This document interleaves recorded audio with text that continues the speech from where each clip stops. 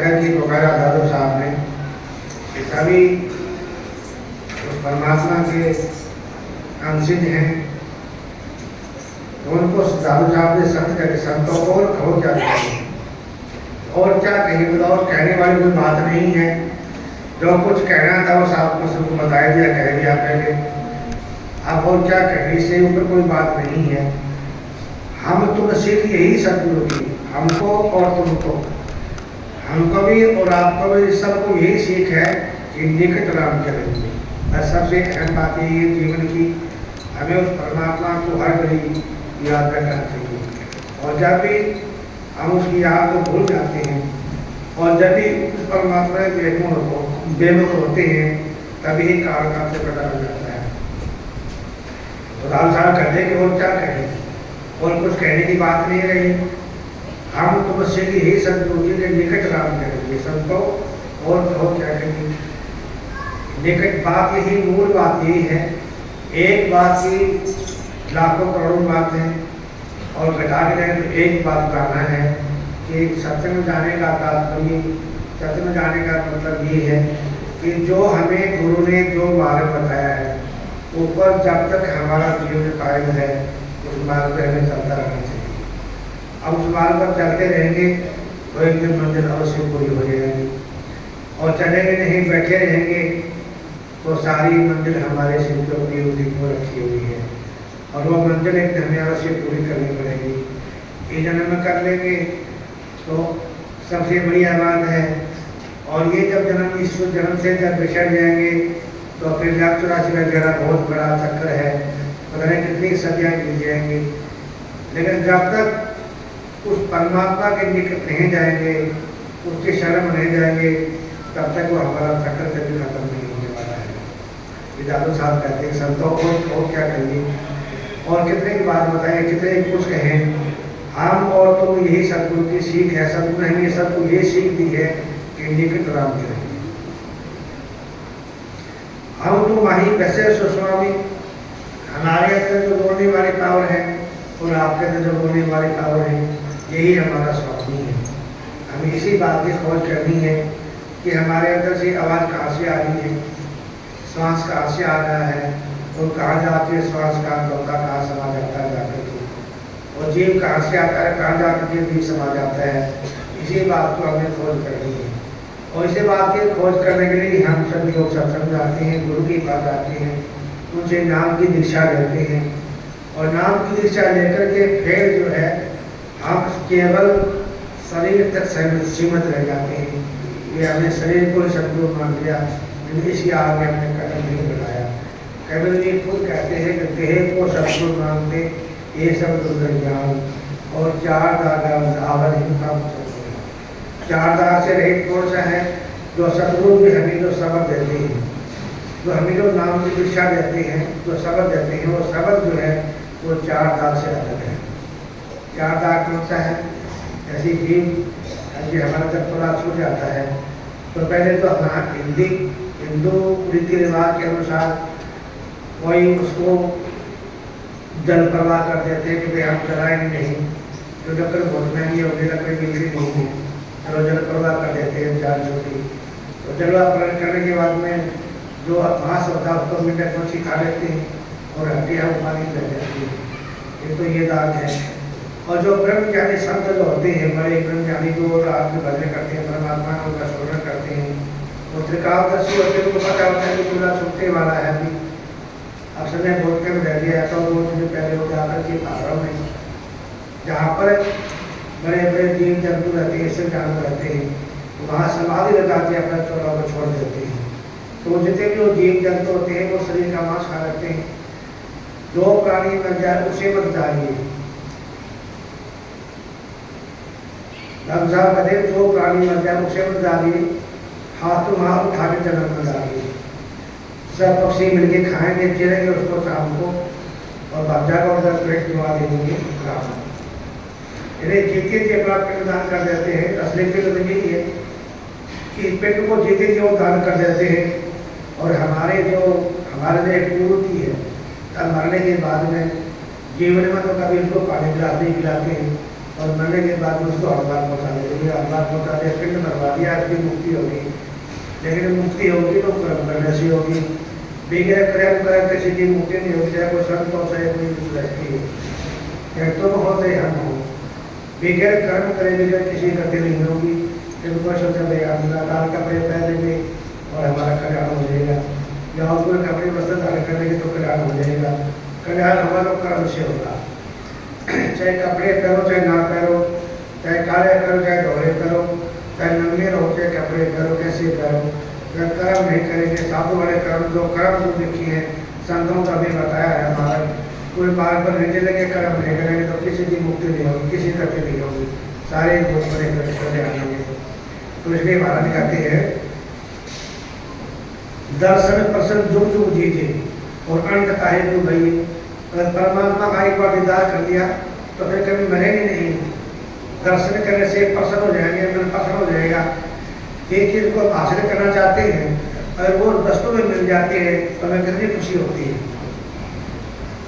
मान लिया किसी के बच्चा नहीं है और उसको बच्चा पैदा हो गया तो शायद जीवन की सबसे बड़ी खुशी है उसके लिए, या कोई आदमी निर्धन है और उसकी एक करोड़ की आगे निकल गई तो उसके जीवन की सबसे बड़ी खुशी है उसके अंदर। जिस चीज का हमारे पास में अभाव है, या किसी चीज का अभाव हो, मकान का अभाव हो, जमीन का अभाव हो, परिवार का अभाव हो, पति का अभाव हो, जिस चीज के हमारे पास में अभाव है, कमी है, वो वस्तु के हमें मिल जाती है तो जीवन की सबसे बड़ी खुशी होती है। कितना खुश होता है इंसान। तो दर्शन प्रसन्न, दादू जी कहते हैं दर्शन करने से मन प्रसन्न हो जाता है और फिर जो जो जिए फिर मरेंगे नहीं कभी, फिर जो जो जीते रहेंगे, चाहे कितने जो जीत जाएंगे, फिर जीव की कभी मृत्यु नहीं होगी, जीव मृत्यु पालना आएगा नहीं।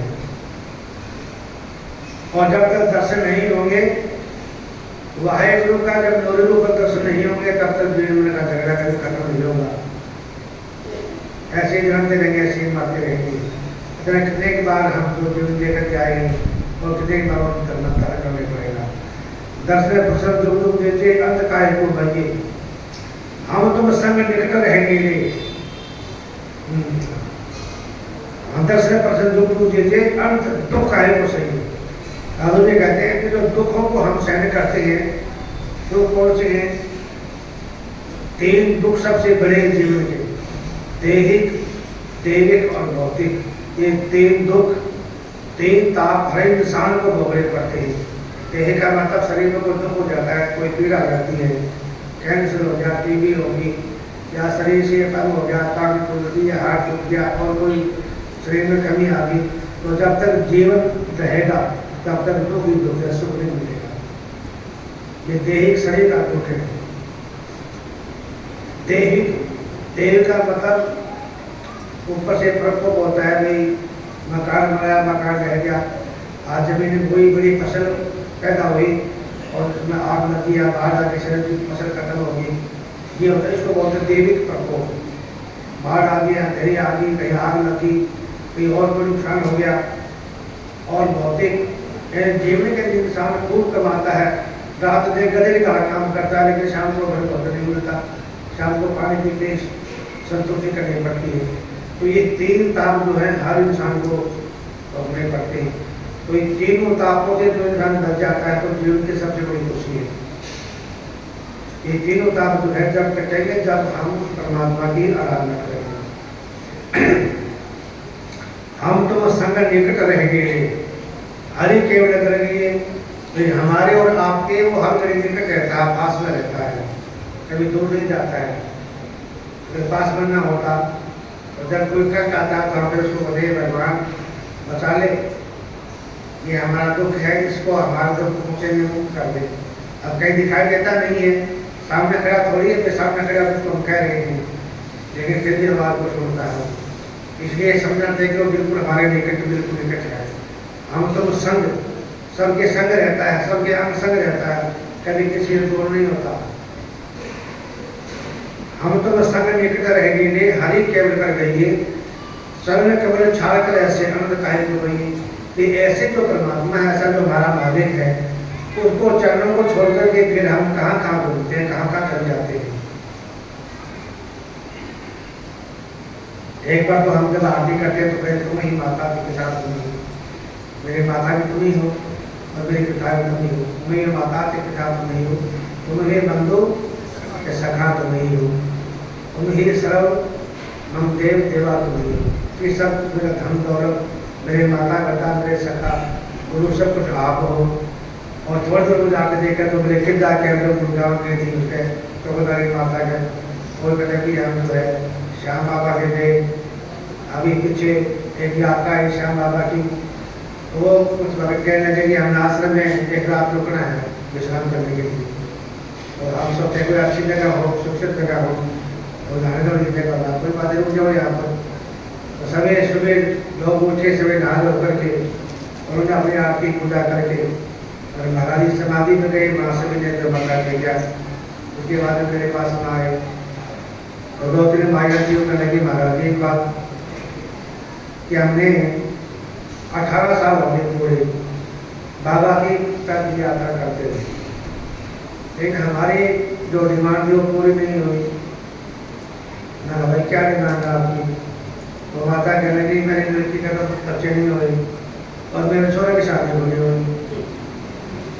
दिया डिमांड दिया पूरी 18 साल हो गए, 18 साल में छोड़ा पूरा हो गया होगा, इसकी शादी होगी। एक तो जवान जब छोड़ा है, जब उसके साथ में आगे होगी जब शादी हो जाए, तो जवान लड़का 20 साल का आया होगा और 18 साल हो गया, साथ में कितने साल होगी? 2 कम 40। अब 40 साल करीब की शादी होगी मेरा भाई, ये तो संतुष्टि करते अपने। ये मेरे अपने बाबा ने बहुत परीक्षा लिया था, जब 18 साल तक तेरी आती बाबा ने तेरी बातें सुने, उसके पास में लगा। इसलिए जो है हम सभी लोग यात्रा करते रहते हैं, पैदल यात्रा करते करते पूरी हो जाती है। कभी 4 धाम की यात्रा कर ली, कभी सारे तीर्थों की यात्रा कर ली, कभी हरिद्वार की कर ली, की और कहीं कर ली, लेकिन जो है सबसे बड़ी यात्रा ये 4 धाम की यात्रा ये इसको पूरी नहीं कर पाती। हरे का ये हिस्सा है, ये हिस्सा नीचे तो काला का निवास है, इसमें मूल कमल में गणेश जी का निवास होता है, स्वाद चक्र में ब्रह्मा जी का निवास होता है, जहाँ तो पूरी संसार की रचना करते हैं। मूल कमल में गणेश जी का वास है, 4 पंक्ति का कमल है, 3 जन्म का धाम है, जो रिद्धि सिद्धि के आधार है। नाभि कमल में विष्णु विष्णु रहते हैं, यहाँ पर विष्णु भगवान का निवास है, जो सबका पालन पोषण करते हैं। हृदय कमल में शिव जी का निवास है, और कंठ कमल के अंदर काला का वास है। कंठ कमल में बसे विद्या ज्ञान ध्यान बुद्धि नाश हो, और नील चक्र में काल कर आवत उनको कहते भाई काल ने गिट्टी पकड़ी, वैसे सांस खत्म हो गया। और फिर ये जो है त्रिपुट कमल और कंठ कमल के बीच में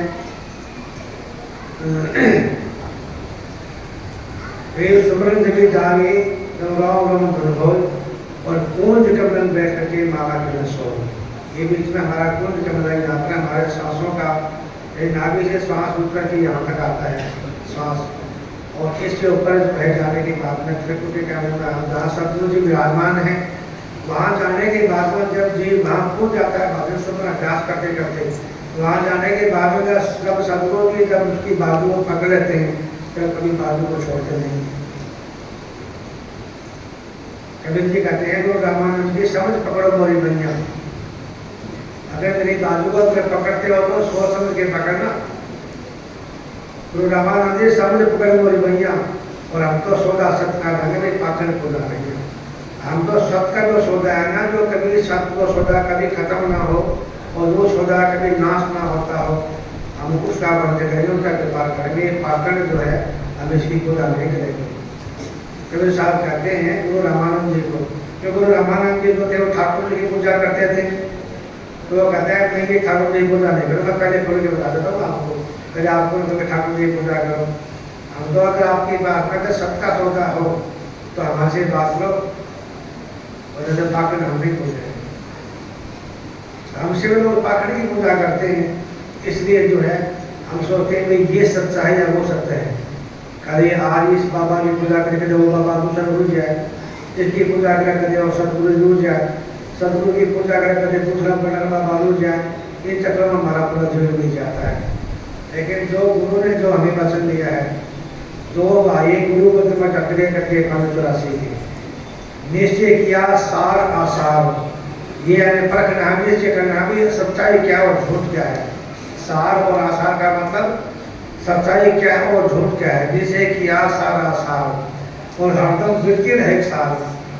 जब वृत्ति एक रस हो जाएगी हमारी जो सुनती है परमात्मा से जुड़ जाएगी, हरदम वृत्ति रहेगी सार और तन और मन मार की बंधन में लगा लेकर घर मिल जाएंगे अपना से।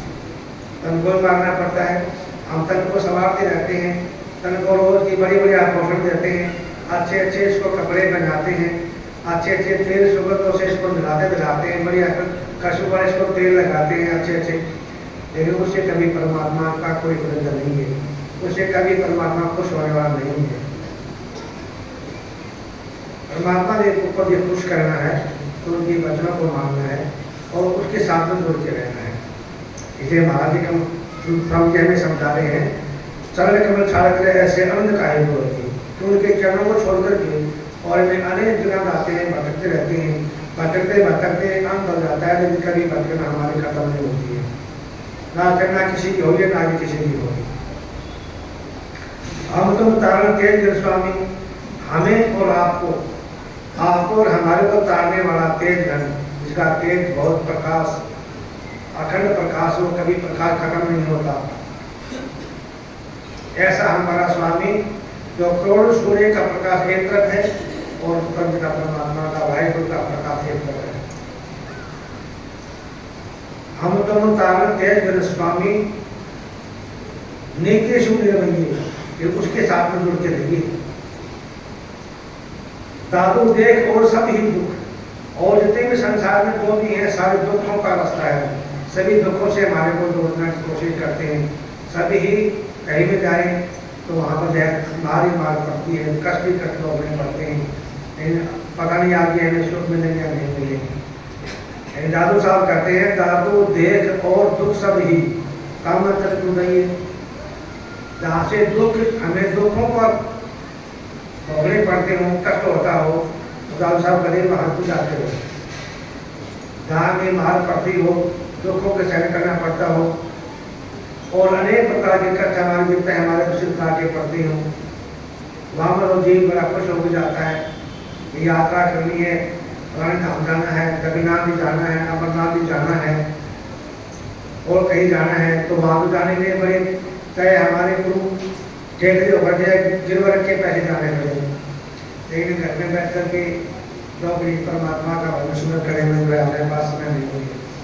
और बाहर जाने के लिए घूमने के लिए हमारे पास में खुला समय है, चाहे कितने दिन लग जाए और बाहर घूमते रहते हैं, लेकिन घूमते घूमते जैसे निकाल कर जाता है, कभी हमारा जो चक्र होता है खत्म नहीं होता है। यदि ये चक्र को खत्म करने के लिए संतों ने यही साथ में बताया कि चक्कर जो है उसको खत्म करना चाहिए। और एक पंडित जी थे जगत जीवन राम जी, और दादू साहब का उनके साथ भेंट होगी और पंडित जी अपनी बात बता रहे हैं, दादू साहब अपनी बात बता रहे हैं। तो दादू साहब कहा, पंडित जी राम मिले सो कीजिए, ऐसी युक्ति बता जिससे राम मिल जाए, परमात्मा मिल जाए, और पर वेद पुराण बखाने सार तत्व कह दीजिए। तो सार चीज क्या है, सार तत्व जो चीज है, तत्व जो ज्ञान है वो हमें बता दो, वो क्या चीज है। पंडित जी राम मिले सो कीजिए, जिससे हमें परमात्मा की प्राप्ति हो जाए, जिससे वो राम मिल जाए, ऐसी युक्ति बताओ। आत्मरोगी विषम योगी, क्या हम जो है हमेशा के लिए इन दुखों के साथ में जुड़े हुए हैं, रात और दिन हमें जो चैन नहीं मरता है। आत्मरोगी विषम योगी स्वयोग कर दसारा, ऐसी कोई दवाई बताओ जो जन्म का रोग इसी कट जाए। सबसे बड़ा दुख कौन सा है, जन्म मरण।